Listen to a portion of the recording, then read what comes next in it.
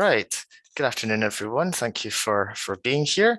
Um, so I am the one of the newer members of the financial well-being team. I had the pleasure of joining the organization in February this year, and part of that role, alongside providing the services that you will have just read about, the welfare rights, household debt, and future planning services with my colleagues, was also to help develop SHA's energy advice service.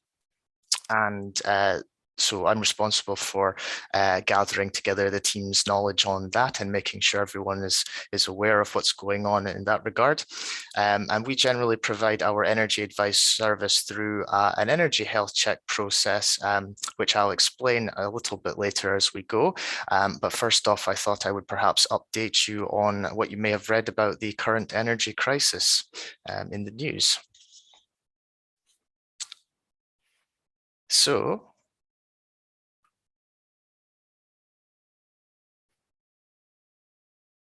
after that comes up. Okay, everyone see that one? Yep.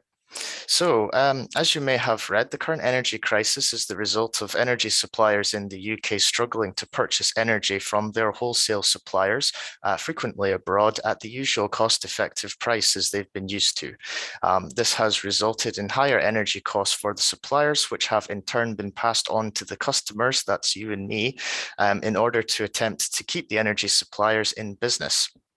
They can only pass on the costs up to the level of the price cap, which is set by Ofgem, the regulator, and this has unfortunately not been enough for a number of them to maintain their business costs, and so it's resulted in many of them going out of business. When it comes to the energy price cap, we would need to bear in mind that the price cap tends to apply if you're on a default energy tariff, whether you pay by direct debit, standard credit, or a prepayment meter.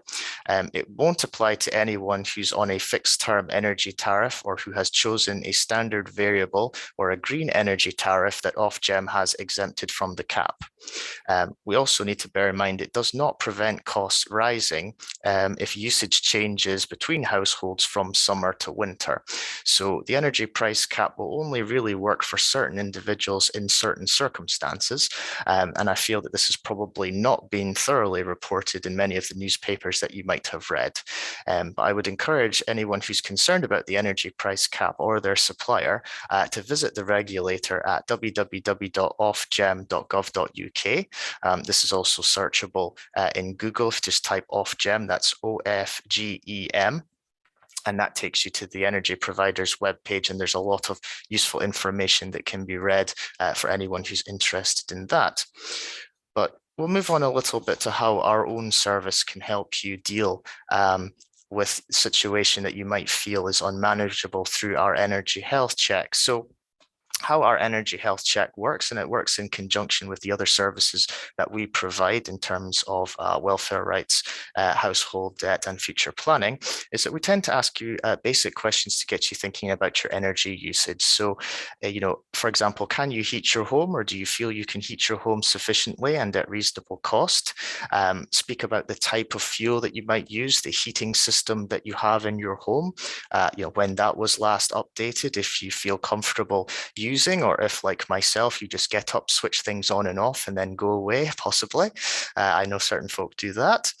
The energy supplier that you're with, the last time that you discussed with them either switching or changing tariff, and the payment method, and are you happy with this payment method?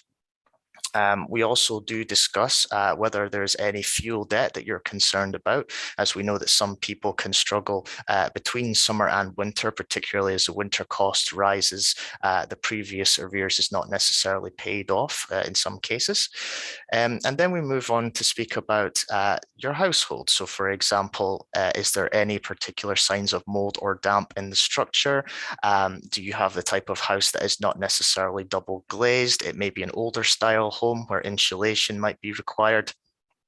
And we discuss, possible measures like draft proofing, and also whether or not you are a homeowner or a tenant, because these will come into factors about the options that there are available for you. We consider certain benefit options such as the warm home discount or the winter fuel payment, whether you're receiving these, and whether you're registered for the priority services register for your supplier, where your supplier will know about your condition and your household and may offer additional services to take account of that situation. We can also discuss with you various grants that may be available, such as Domestic Renewable Heating Incentive, the Home Energy Efficiency Programme, which is delivered through local authorities. There's also loans available for homeowners, such as the Home Energy Scotland loan, which is an interest-free loan to help homeowners upgrade their home in certain circumstances. And finally, a lot of people are very interested to hear about what grants may be available from their supplier to help ease energy arrears. So big ones are, for example, the British Gas Energy Trust Grant and the Scottish Power Hardship Fund. But certainly checking with your own supplier to see what they have available is always a good thing to do. And based on the answers to the above, we then support you with any issues surrounding your bills or debts or switching. We can support you to apply for any benefits you may be eligible to. We can offer a more detailed home check to identify particular issues, or we could refer you to Home Energy Scotland, who effectively would send out engineers to do an assessment of your home and make recommendations based on what they see in terms of your heating system and your home. So that's basically how our energy health check can work.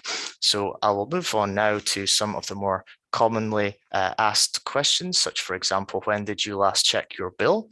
And we would discuss, what type of bill do you have? Are you on a fixed tariff, which is a contract between you and your supplier, which you would recognize normally lasting between 12 and 24 months? This is really what most people have, and they pay for that by direct debit. Are you on a standard or default tariff? So this is the tariff you're likely to be on if you move house, and hopefully you move into a new home and the lighting is on, and someone will be supplying that, and that will be the supplier's default tariff there. You may have to check which supplier you're actually dealing with. But that is definitely what you'll be on in the first instance. Or, for example, if your supplier changes due to one going insolvent and you're moved to a new supplier. And lastly, there is the variable or flexible tariff, which moves with the cost of the wholesale market and can go up and down from month to month. This can be useful if costs go low, but at the moment costs are going high, and you may find yourself with a very, very high bill choosing that tariff. So we could also say, when are you charged? Are you paying monthly or quarterly? Some people find quarterly is difficult. We tend to recommend monthly to keep good track of bills month to month, and also changes in usage as the seasons change. And of course, can you view your bill online or by smart meter? We've always found that it's incredibly useful to see all that information in one place online. And that will help us, think about how we can help to reduce our bill from that side of things. So these are some of the considerations that we look at when we deal with your energy bill and deciding if it's cost effective.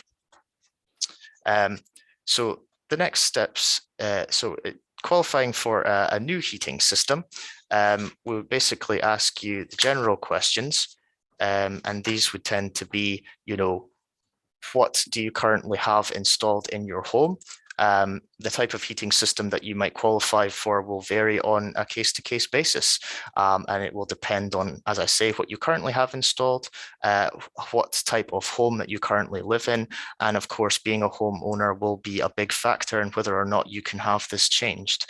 Tenants are quite limited to what they can do in their home since they don't own it, and it may necessitate a conversation with the landlord or housing officer if they are even open to that sort of a discussion. So moving on from there, we would then go on at this point to ask from what you've heard today if you may have any questions. And I can see that there are some that I've got in the chat. So let's see if I can address some of these. So someone has asked, my energy supplier wants me to change to a smart meter, but it's a big job and I need to pay to have pipes moved. Is it worth doing? Will it save me money in the long run? So generally, My view is that smart meter is certainly something to go for if you can have it, if it is available. Changing pipes seems a little bit excessive to have a smart meter installed. I would really want to know what the moving of the pipes really has to do with installing the smart meter itself. Is your meter a very, very old one, which might necessitate a very big upgrade? That's a possibility. And so what I would tend to do for that is either get you maybe to send a photo of a meter if perhaps you're on an Eco 7 or an Eco 10, or you have two different sets of meter. And then we could essentially consider what might be involved in having that work done. Is it worth doing? Will it save me money in the long run? Well, I would say it certainly does help you keep track of what money is being spent. Whether or not it saves you money overall would very much be about how willing you are to adjust your usage according to the information that comes through on the meter. Tariff costs are certainly going up for the foreseeable future, so there is no savings to be made that way. So it would mainly be insulation and home improvements and also lifestyle changes that would go towards keeping your bills down in that sense, I would say. Our next question is, I don't know if I should keep my heating on at low all to maintain the heat in my house, or if it's cheaper to heat the house up and then switch off the boiler. So to answer that question, we would tend to need to look at the energy efficiency of your home. The average energy efficiency in Scotland is a D as a standard, which is really not energy efficient. Scottish houses tend to lose an awful lot of heat. If you're in one of the newer homes built after 2008, generally with the updated heating standards, which retain heat very well, then it may be that you would want to heat the house and up to an acceptable level and then switch it off and the heat would be retained in the property. Keeping the heat on low all the time, again, I'm not entirely sure that would really make too much of a difference, just speaking hypothetically, because either the heat will stay in your home or it won't. So you'd either have a sudden burst of heat that stays, or you'd have your heat on all the time that would hopefully stay in one place. But then if you're losing a lot of heat, then those two scenarios will probably not leave it cheaper for you. You're essentially seeing how long heat can stay in your house on both of those levels. What we would tend to do is have a discussion about, do you need insulation in that regard? It may be that a switch to a more efficient heater that produces better heat at lower cost overall might be something that you want to look at. What I would do is I would say to you, think about when it is you prefer to use your heating. Are you out most of the day? Arrange your heating so that when you're in and your house is heated nice and comfortably, and do a wee trial run to see how much it costs for a certain time to live like that, if you're able to watch it, and then have a little think about if there's anything you can do perhaps to change when you need heating, or we can also look at if there's anything additional to help you with that. So that's a very open-ended question, but well, there's multiple options there. So don't be discouraged if it's not a simple answer. Our team can certainly work with you. That's no problem. I pay my bills at the post office every quarter. I don't know how to set up a direct debit or if it's worth doing. And then we have, is electric heating cheaper than gas? So bills at the post office every quarter. I would say if you want to keep track of your costs, month to month is definitely better. I have experience of clients where quarterly bills have run away with them, which can be an unfortunate consequence. You can't necessarily catch the point at which your energy cost increases. And a lot of people are coming and saying, well, my energy was £100 last month, now it's 300. What's going on? That is a statement that needs to be unpacked by looking at the energy bill as tightly as we can. Is electric heating cheaper than gas? Very much depends how you use your electric and how you use your gas and what the tariff is. Again, generally speaking, gas will tend to be cheaper in terms of kilowatt pence per kilowatt hour. So gas, you tend to be looking on average at 10 pence per kilowatt hour. Electric heating tends to be higher, going up towards 21, 22 pence per kilowatt hour. So on that basis, gas being cheaper. But again, it depends very much on how you use it and what your home is like for retaining heat. And very last question that we've got, does the service offer advice on finding green energy suppliers? We can help you with switching services. We don't really tend to recommend specific suppliers directly. We are a third party. We try to keep any instances of bias out of the service that we provide, but certainly we can help with switching services and looking at switching services if it's green energy that you're looking at specifically. Okay. Hopefully that's been somewhat useful for you in answering those questions. I appreciate that the answers are not as direct necessarily as you might have liked, but it's very much a case-by-case basis service, and obviously don't hesitate to get in touch with us if you'd like a more detailed look at your energy. So obviously, where can you find us, basically? So contact your local SHA Financial Wellbeing Officer. You can find our details at htscotland.org/services/getting specialist financial advice. This is the team here of which I'm part. So we have Joe for South East Scotland, Mel for South West Scotland, myself for Tayside, Fife and Forth Valley, and Katrina for the north of Scotland.